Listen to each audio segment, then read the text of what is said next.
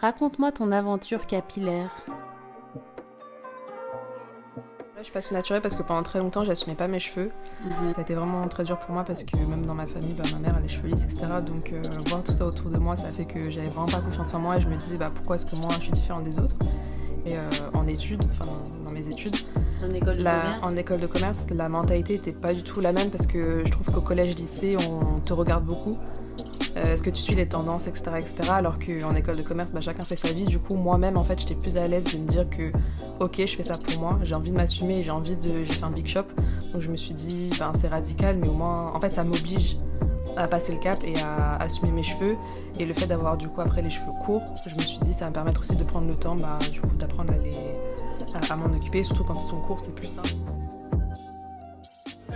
En gros, j'ai expliqué c'est quoi tes pellicules, pourquoi tu en as et qu'est-ce que tu peux faire pour résoudre le problème. Et avec une recette associée, tu peux tester pour résoudre le problème.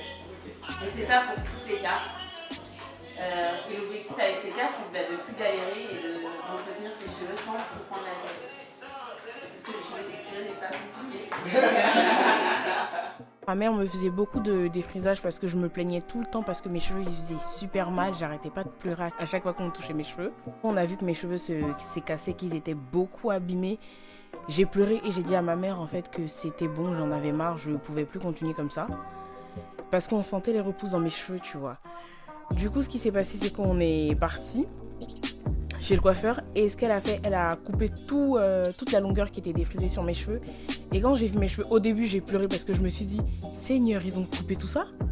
Et quand j'ai tiré, j'ai tiré, je me suis rendu compte à quel point en fait j'avais une bonne longueur de cheveux.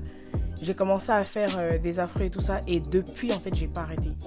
J'ai continué de faire mes afros et même j'ai commencé à faire des tresses au fil moi-même pour pouvoir détendre mes cheveux le matin et aller avec mon afro à l'école et même en entretien j'y allais comme ça si ça me plaisait. Après une longue période de blond, donc de décoloration de 5 ans, et il a fallu que je redevienne brune, que je réapprenne à nourrir et à entretenir mes cheveux pour qu'ils deviennent ce qu'ils sont aujourd'hui.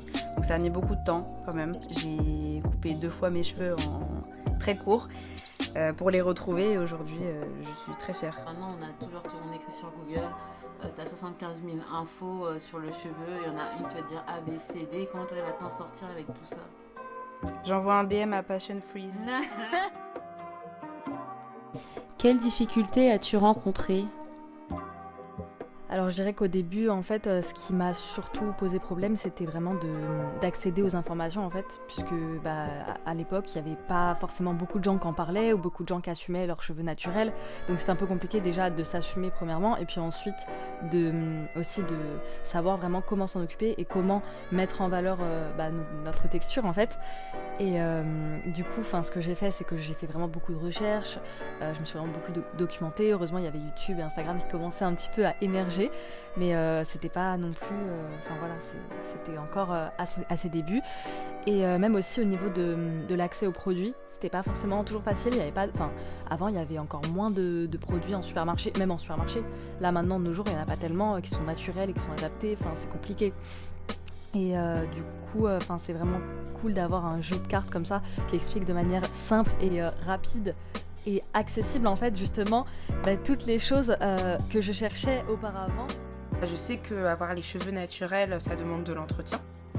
Du coup, j'avais pas forcément les produits adaptés, je pensais ne pas avoir le temps ni la capacité de le faire.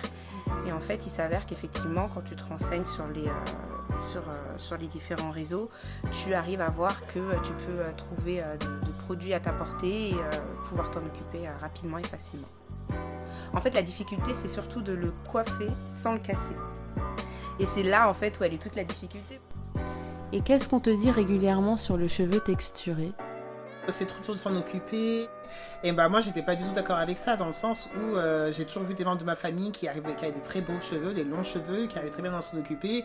Et je pense que c'est juste c'est pas qu'on ne sait pas s'en occuper, c'est qu'on ne connaît pas en fait nos cheveux et qu'on a toujours grandi dans une société, en tout cas actuelle ou en France, en tout cas en général, où c'est toujours les cheveux caucasiens qui ont été mis en avant, les cheveux lisses, etc. Une autre chose dont on a parlé un peu avant, mais c'est que le cheveu afro n'est pas trop reconnu dans le milieu professionnel. Enfin, que c'est pas, c'est pas une coiffure Une norme, professionnelle, en gros, exactement. En gros, c'est de l'inconnu, c'est juste que les gens ne sont pas du tout habitués, qu'encore une fois, c'est pas la norme. Mais voilà, on est là et ça va devenir la norme aussi, comme tout cheveux, comme un chignon classique. On me dit souvent que le cheveu texturé est compliqué à entretenir, qu'il est sec, qu'il ne pousse pas, alors qu'en réalité, il suffit d'adopter les bons gestes, d'avoir une bonne routine adaptée à ses cheveux pour entretenir ses cheveux simplement.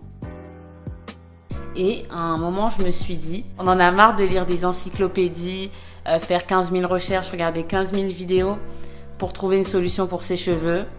Et aujourd'hui, j'ai créé ce jeu de cartes vraiment pour aller à l'essentiel et vraiment avoir des réponses pour chaque problématique qu'on rencontre au quotidien avec ses cheveux.